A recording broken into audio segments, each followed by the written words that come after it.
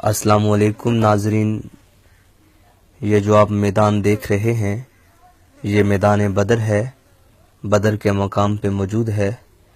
یہ وہی میدان ہے جس میں اسلام کی پہلی جنگ لڑی گئی تھی۔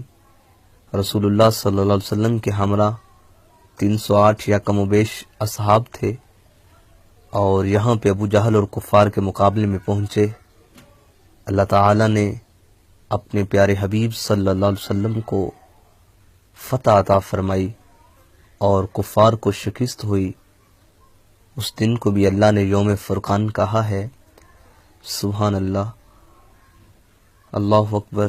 یہ دیکھیے، یہی وہ جگہ ہے جہاں میرے حضور صلی اللہ علیہ وسلم صحابہ کے ہمراہ تشریف لائے تھے۔ شیئر کیجئے اور ہمارا پیج ضرور لائک کریں۔